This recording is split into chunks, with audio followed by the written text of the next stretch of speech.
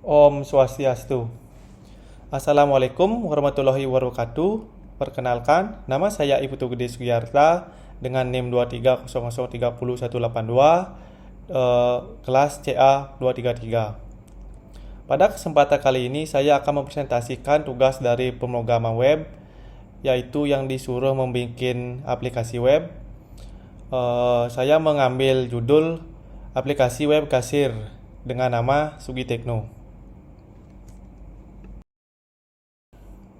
Baik, lanjut ke latar belakang. Biasanya dalam pengolahan usaha toko, pencatatan penjualan secara manual seringkali kurang efisien dan memakan waktu. Untuk membantu mengatasi masalah tersebut, saya mengembangkan aplikasi kasir berbasis web seperti Sugitekno. Dengan aplikasi ini, penjualan jadi lebih gampang dan cepat. Nggak perlu ribet lagi. Selain itu, laporan penjualan juga bisa langsung diakses kapan saja, jadi lebih mudah buat mengecek stok dan mengambil keputusan dengan tepat dalam mempermudah proses penjualan. Lanjut ke tujuan pengembangan. Aplikasi ini dikembangkan biar semua urusan penjualan di toko bisa jadi lebih praktis dan efisien. Dengan Sugitekno, kita pengen bantu toko buat mengatur penjualan, stok barang, dan laporan secara otomatis dan mudah diakses. Tujuan utamanya, biar pemilik toko nggak perlu repot lagi cek stok atau menghitung laporan secara manual. Jadi, semua data bisa langsung dicek secara cepat dan akurat, bikin kerjaan jadi lebih simpel dan toko makin lancar jalannya. Materi selanjutnya ada metodologi penulisan. Di sini, saya menggunakan metode waterfall buat mengembangkan aplikasi ini. Jadi, prosesnya tuh mengalir kayak air. Mulai dari menganalisa kebutuhan dulu, habis itu baru masuk ke tahapan desain.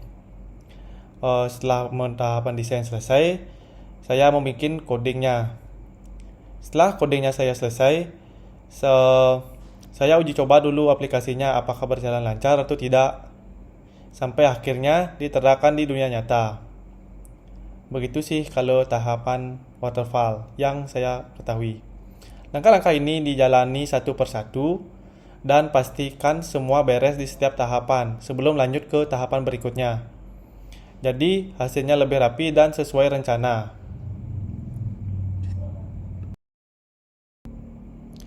Selanjutnya, ada teknologi yang saya gunakan untuk mengembangkan aplikasi ini. Yang pertama ada framework Bootstrap. Framework ini saya gunakan agar mengelola tampilan itu agar lebih cantik dan responsif. Yang kedua ada PHP sebagai backend untuk memproses data. Contohnya itu kayak CRUD dan melakukan penyimpanan data yang lainnya ke database.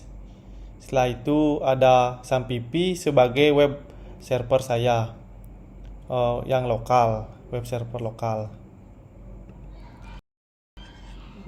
Yang keempat ada MySQL. MySQL ini untuk menyimpan data semua yang ada di websitenya seperti transaksi, produk, dan penggunaan dengan aman. Dan selanjutnya ada Drawio. Drawio ini untuk saya gunakan untuk membuat flowchart, ERD, DFD, dan mapping database-nya.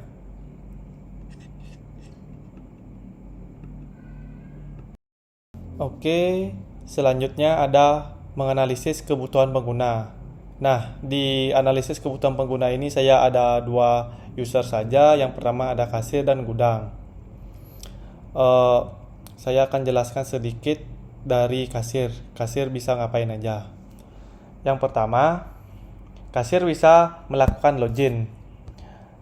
Nanti di halaman website yang saya bikin itu ada halaman untuk login. Nah, jika si kasir melakukan login, otomatis dia mengarah ke dashboard kasir. Jika ada admin gudang yang yang login, dia otomatis mengarah ke dashboard gudang. Nah, saya memfilter menggunakan level-level agar sesuai dengan yang saya mau tadi itu. Setelah itu lanjut ke kasir bisa Setelah login nanti mengarah ke halaman dashboard. Nanti di halaman dashboard tuh langsung tersedia produk-produk yang dijual. Nah, ada juga fitur search. Fitur search ini nanti digunakan misalnya produknya terlalu banyak. Nah, kan nanti otomatis tertumpuk ke bawah. Si kasir malas nyari, nanti bisa si kasir tuh search di fitur search nih dengan misalnya mau cari produk elektronik apa, nanti tinggal search di sana. Tuh. Terus setelah menambahkan, misalnya kan udah tahu nih produk yang telah dibeli oleh pelanggan, si kasir bisa melakukan transaksi. Si kasir memilih produk yang dipilih pelanggan. Nanti si kasir juga menginput jumlah produk yang dibeli. Setelah menginput jumlah yang dibeli oleh pelanggan, kasir memasukkan nominal pembayaran dari pelanggan. Misalnya harga produknya tuh 10.000. Nanti si kasir misalnya mau ngasih uang 20.000, nanti sistem akan langsung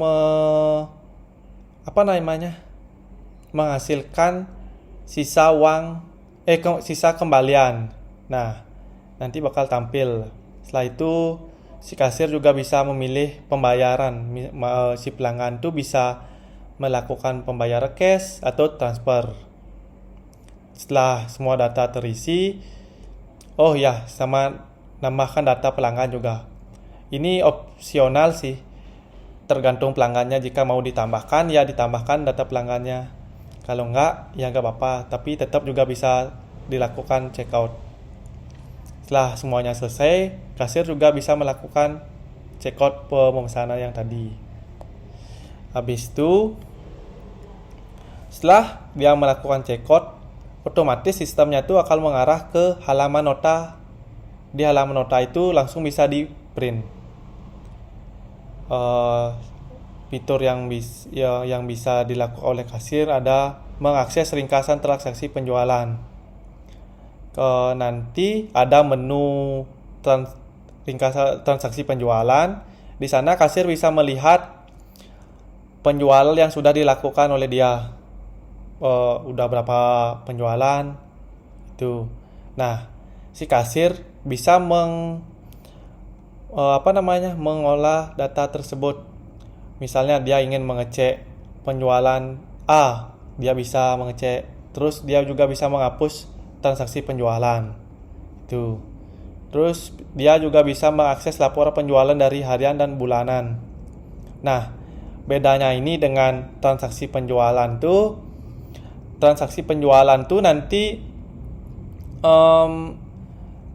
setiap transaksi bakal dicek. Kalau laporan penjualan ini nanti si kasir bisa memfilter dia mau seminggu mengecek ada berapa laporan penjualan atau sebulan. Nah, itu. Habis itu ada memperbarui informasi akun pribadi seperti nama dan email. Nah, itu si kasir juga bisa memperbarui data dirinya dia. Setelah itu aja sih yang ada di user kasir, dan setelah semuanya selesai yang tadi itu, dia juga bisa logout. Lanjut ke sekarang ke admin gudang. Nah, si admin gudang sama juga bisa melakukan login, nanti bakal langsung terfilter ke level admin gudang. Nah, setelah itu setelah login dia bisa langsung mengakses ke halaman dashboard. Nanti di halaman dashboard bakal ada kata-kata welcome, selamat datang seperti itu, dan ada laporan sedikit tentang keuntungan dan produk terjual. Tuh. Terus si admin gudang ini bisa menambah, mengedit dan menghapus user. Dia juga bisa menambah user gudang, user kasir. Setelah itu dia juga bisa menambah, mengedit dan menghapus supplier. Dia juga bisa menambah, mengedit dan menghapus kategori agar terorganisir. Ada misalnya kalau kategorinya misal ada elektronik apa, Samsung, Redmi, dan lain-lain. Setelah itu dia juga bisa menambah, mengubah atau menghapus data produk termasuk nama, harga, dan deskripsi. Nah, yang poin yang keenam nih, dia menambah produk. Setelah itu, pengelolaan stok produk. Nah, jika produk telah ditambahkan, dia juga bisa mengelola stok produk. Misalnya, si kasir sudah banyak melakukan penjualan produk A. Produk A itu sudah habis stoknya. Nah, nanti si admin gudang ini bisa menambah stoknya. Tuh. Habis itu, poin ke-8, bisa melihat pelanggan yang melakukan transaksi. Nah, si admin gudang juga bisa melihat pelanggan yang melakukan transaksi di aplikasi ini. Dia cuma bisa melihat saja, nggak bisa mengedit, menghapus. Yang ke-9, menambah, mengedit, dan menghapus data rekening. Nah, tadi kan di aplikasinya tuh ada sistem pembayaran cash dan transfer. Nah, si admin gudang bisa menambahkan data rekening tersebut. Poin selanjutnya, mengakses ringkasan transaksi penjualan harian dan bulanan. Nah, si admin gudang juga bisa melihat transaksi penjualan, tapi hanya bisa melihat saja, tidak bisa mengelola seperti kasir. Poin 11, mengakses laporan keuntungan. Nah, dari semua transaksi yang dilakukan oleh kasir, nanti bakal ada laporan keuntungan. Berapa sih aplikasi ini mendapat toko ini mendapat keuntungan? Itu. Terus juga bisa mengakses laporan produk. Di laporan produk ini nanti bakal tersedia produk apa yang sudah terjual dan berapa produk itu terjual. Totalan produk terjual. Setelah itu, yang paling akhir dia juga bisa melakukan logout. Selanjutnya ada analisis kebutuhan sistem. Nah, tadi kan ada analisis kebutuhan pengguna. Sekarang di sistemnya ada kebutuhan apa aja. Yang pertama dimulai dari kasir. 1. Kasir bisa melakukan login dan meminta user. 2. Menu home yang menampilkan produk-produk dan ada keranjang penjualan beserta form untuk melakukan transaksi penjualan. 3. Setelah melakukan transaksi, nanti bakal mengarah ke menu nota dan bisa langsung di print. Yang keempat ada menu penjualan. Yang kelima ada menu laporan. Yang keenam ada menu akun. Dan yang terakhir ada sistem logout. Itu sih analisis kebutuhan sistem yang ada pada level user kasir. Selanjutnya analisis kebutuhan sistem di level admin gudang. Yang pertama, sistem bisa melakukan login dan memfilter user. Yang kedua ada menu dashboard. Yang ketiga ada menu user. Yang keempat ada menu supplier. Yang kelima ada menu kategori. Yang keenam ada menu produk. Yang ketujuh menu pelanggan. Yang ke-8 ada menu rekening. Yang ke-9 ada laporan penjualan. Yang ke-10 ada menu laporan keuntungan. 11 ada laporan penjualan. Dan yang terakhir ada sistem logout. Itu sih yang ada di level admin gudang, kebutuhan sistemnya. Selanjutnya ada analisis features. Di sini saya akan membacakan analisis featuresnya. Yang dari pertama ada kinerja. Di sistem lama, proses transaksi lebih lambat karena dilakukan secara manual. Kedua, tidak ada otomisasi dalam perhitungan harga atau kembalian. Setelah adanya sistem, yang pertama ada proses transaksi lebih cepat dengan perhitungan otomatis. Yang kedua ada laporan penjualan bisa diakses real time dan cepat diproses. Itu dari segi kinerja. Yang selanjutnya ada dari segi informasi. Sistem lama, informasi stok dan transaksi disimpan dalam buku catatan atau spreadsheet. Yang kedua ada potensi kehilangan atau kesalahan input data tinggi. Setelah adanya sistem baru, informasi stok dan penjualan tersimpan otomatis dalam database. Laporan penjualan dan stok dapat dilihat secara real time. Yang ketiga ada dilihat dari segi ekonomi atau biaya. Di sistem lama membutuhkan biaya cetak, kertas, dan alat tulis. Yang kedua ada resiko human error meningkatkan biaya operasional. seperti kesalahan hitung atau kesalahan data.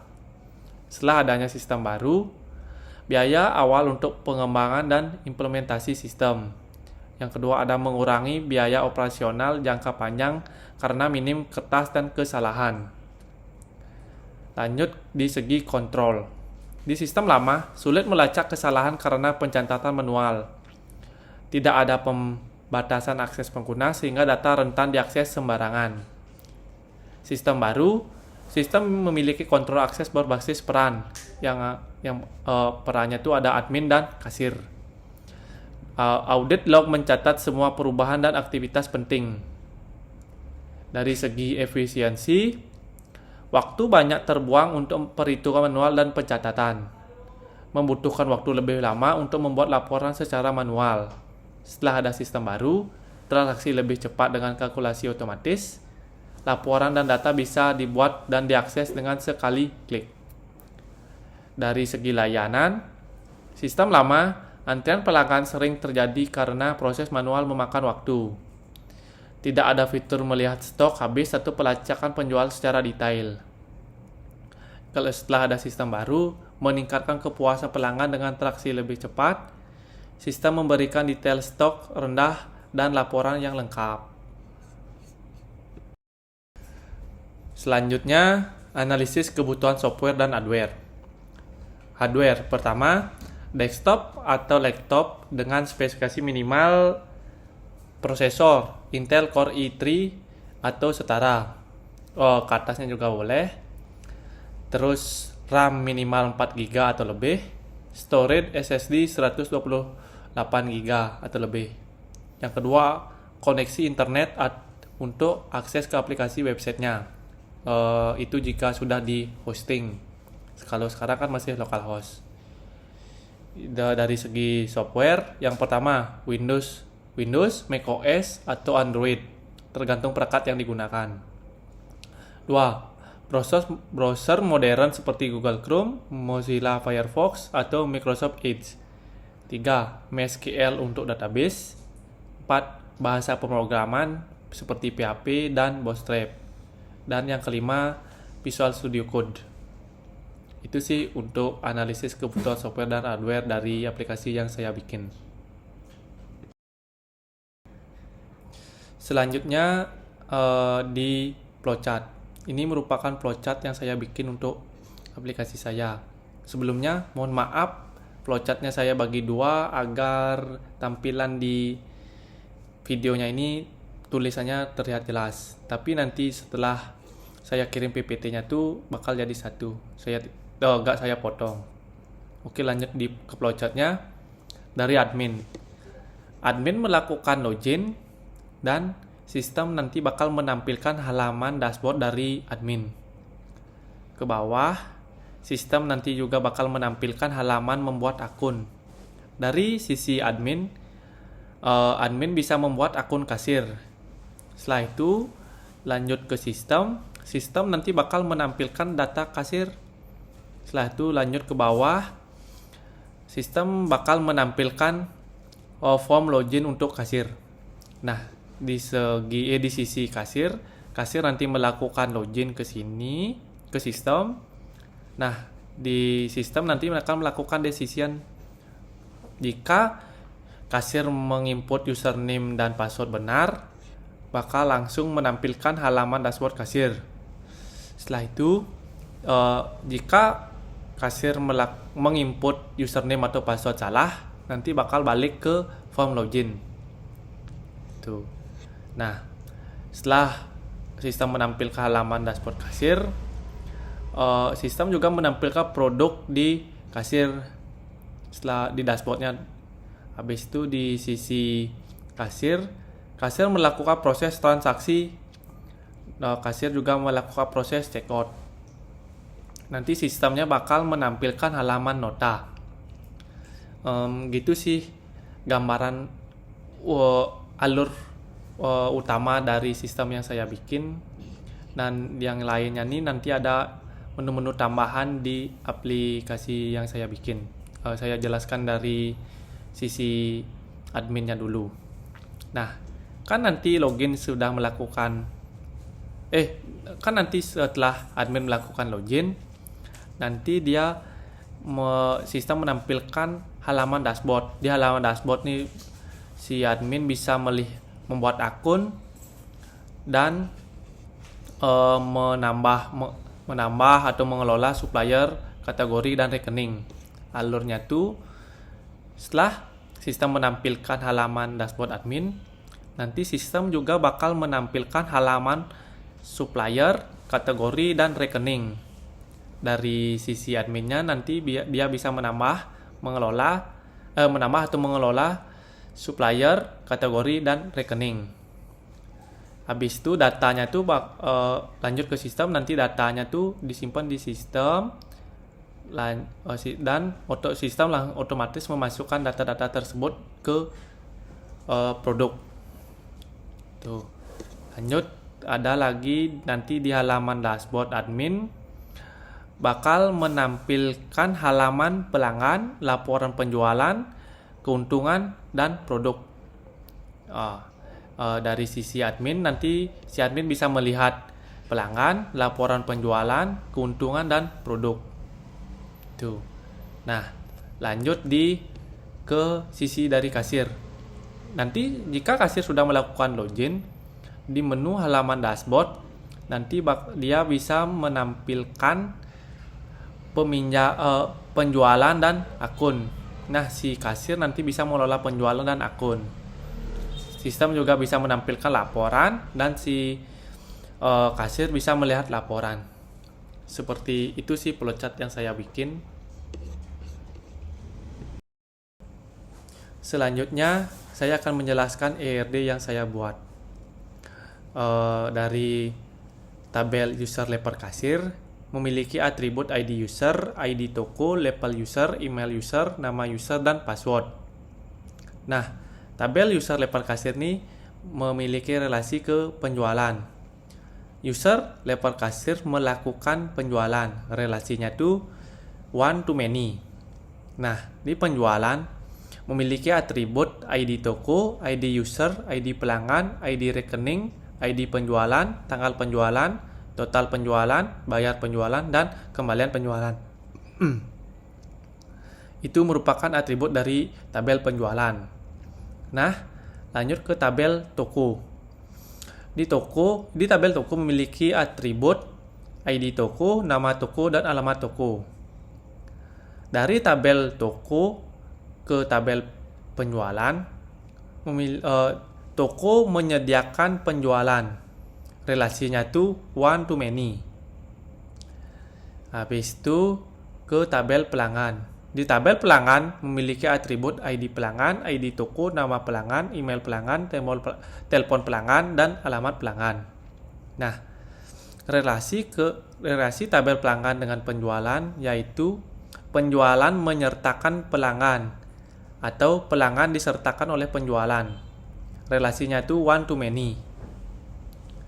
Lanjut ke tabel penjualan produk. Di tabel penjualan produk ini ada atribut subtotal jual, ID penjualan produk, ID penjualan, ID produk, ID toko, harga beli, nama jual, harga jual, jumlah jual.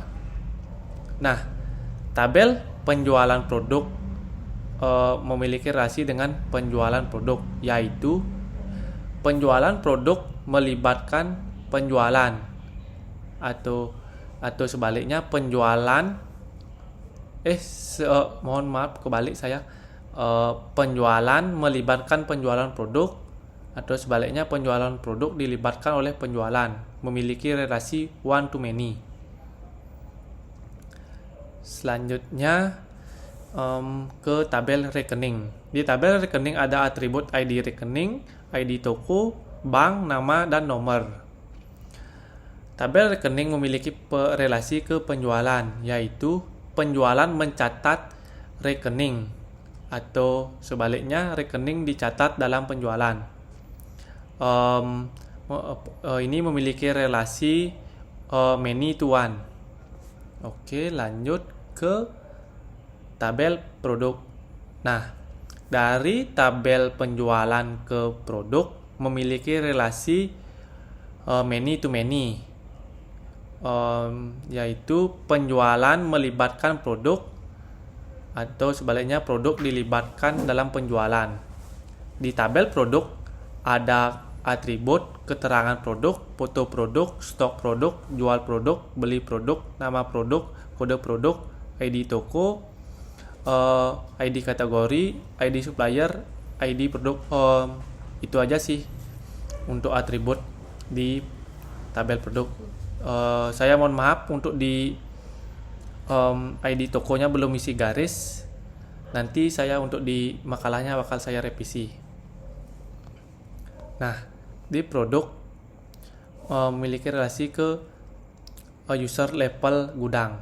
Nah, di user level gudang ini memiliki atribut nama user, email user, ID toko, label user, password user. Tabel produk memiliki relasi ke user level gudang, yaitu user level gudang mengelola produk. Relasinya itu dari user level gudang yaitu one to many. Lanjut ke tabel kategori. Nah, di tabel kategori memiliki atribut ID kategori, ID toko, nama kategori. Tabel ini memiliki relasi ke produk. Nah,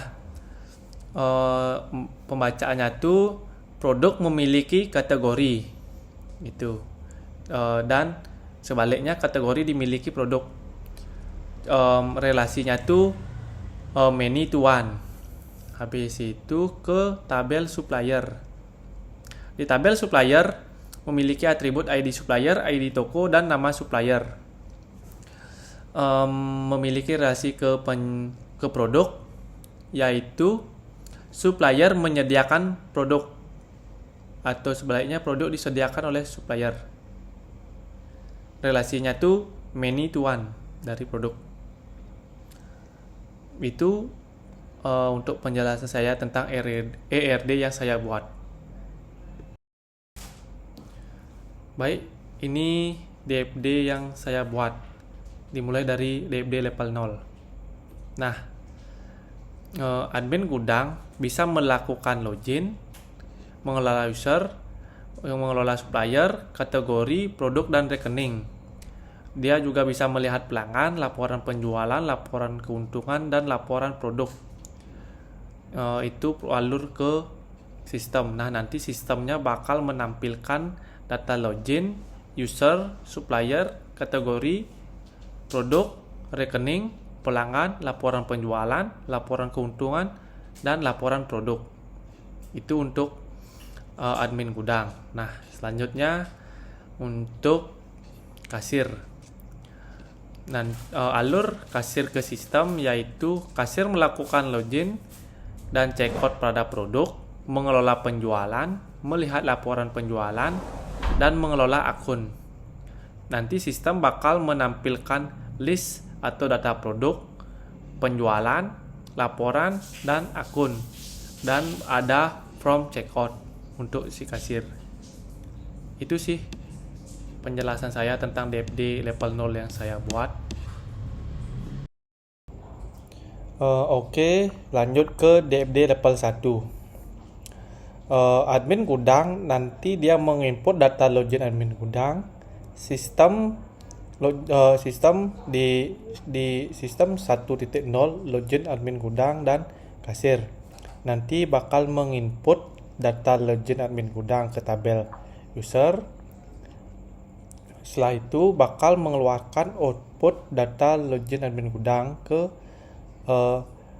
proses 1.0 dan dari proses 1.0 bakal mengeluarkan output data login admin gudang ke admin gudang. Nah, begitu juga di kasir. Kasir menginput data login kasir di proses 1.0 bakal menginput data login kasir ke tabel user. Nanti tabel user bakal mengeluarkan output data login kasir Di proses 1.0 bakal mengeluarkan output data login kasir ke kasir. Nah, lanjut ke proses 2.0 mengelola user. Dari gudang bisa mengelola data user admin gudang. Nah, melalui proses 2.0 bakal menginput data user admin gudang ke tabel user dan mengeluarkan output data user admin gudang ke proses 2.0, dan proses 2.0 bakal menampilkan data user admin gudang ke admin gudang. Untuk kasir juga dapat mengelola data user kasir dan masuk ke proses 2.0.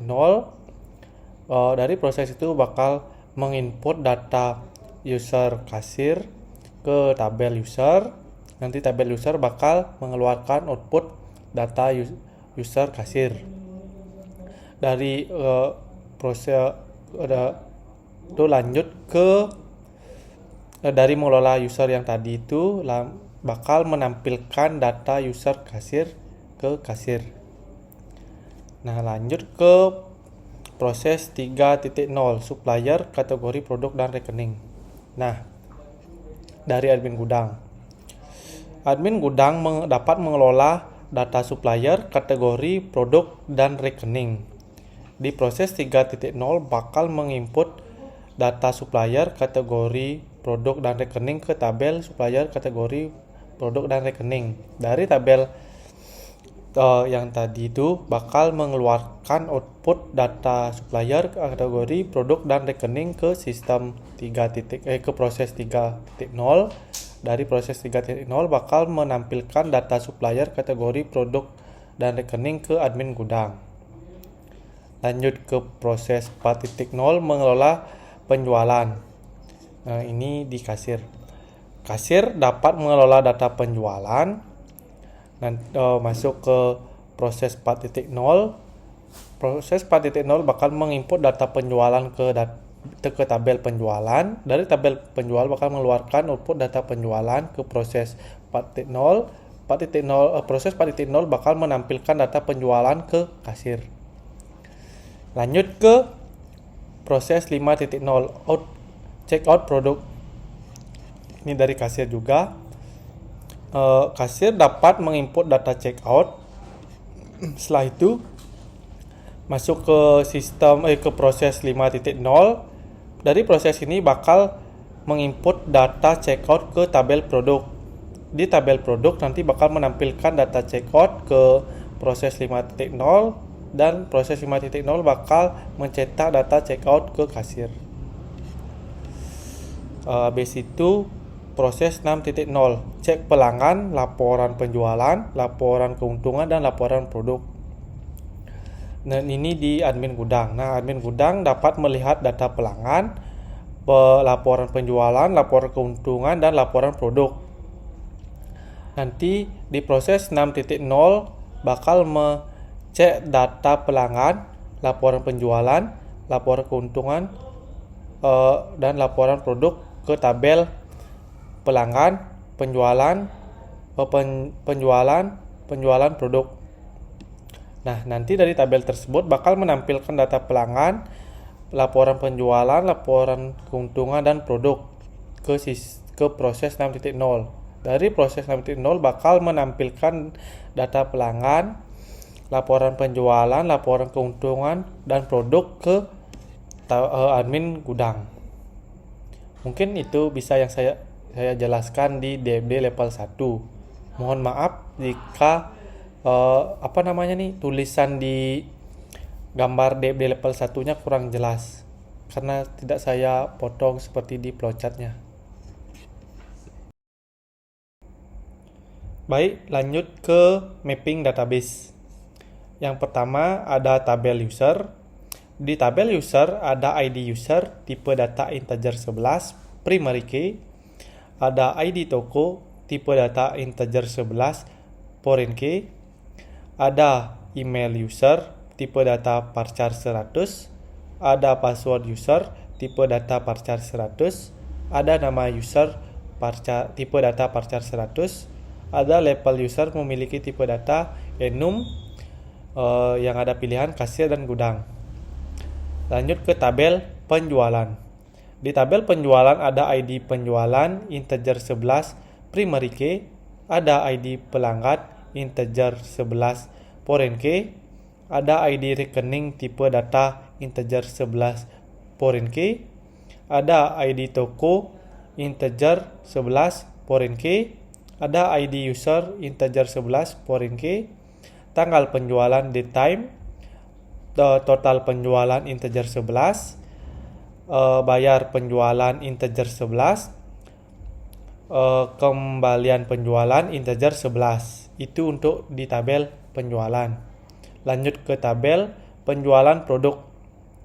Di tabel penjualan produk ini ada ID penjualan produk integer 11 primary key, ada ID penjualan integer 11 foreign key, ada ID produk integer 11 foreign key, ada ID toko integer 11 foreign key, ada harga beli integer 11, ada nama jual varchar 255, harga jual integer 11, jumlah jual integer 11, subtotal jual integer 11. Itu untuk di tabel penjualan produk.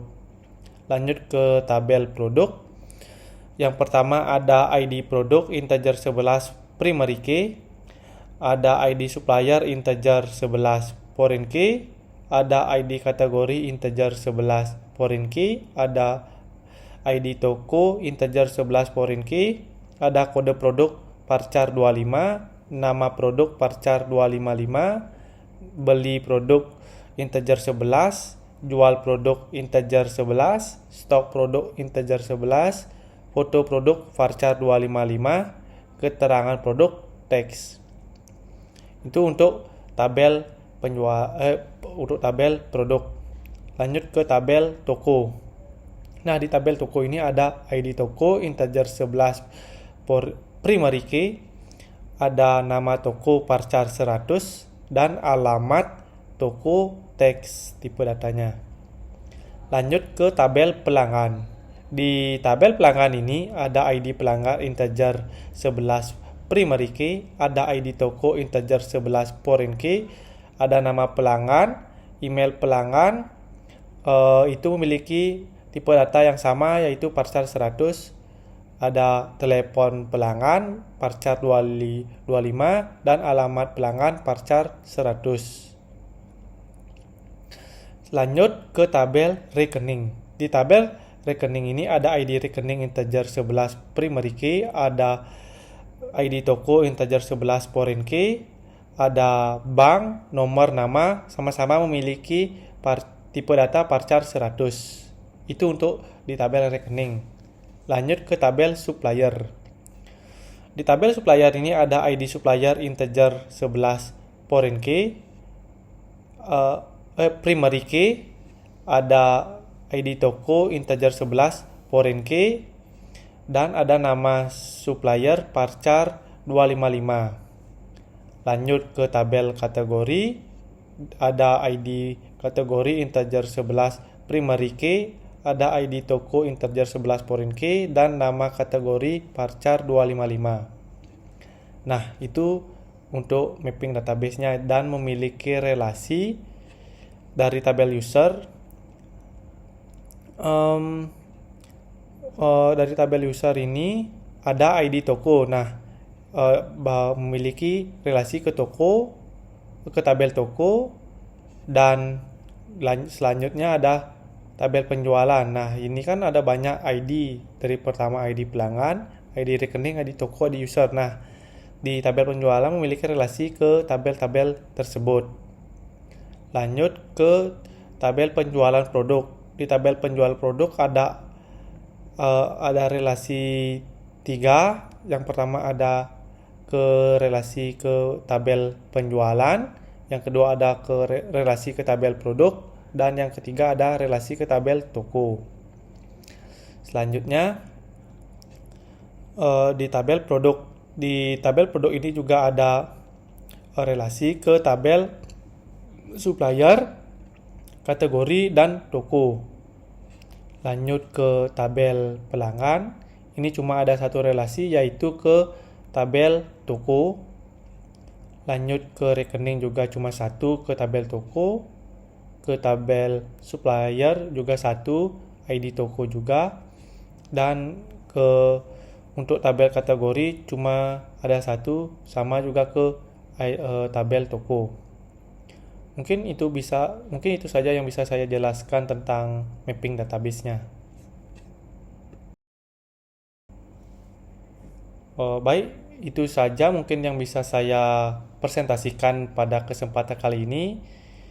Mohon maaf jika ada kesalahan kata atau penyebutan dalam presentasi saya yang tadi. Mohon permaklumannya. Saya tutup dengan Parama Santi. Om Santi Santi Santi Om. Assalamualaikum warahmatullahi wabarakatuh.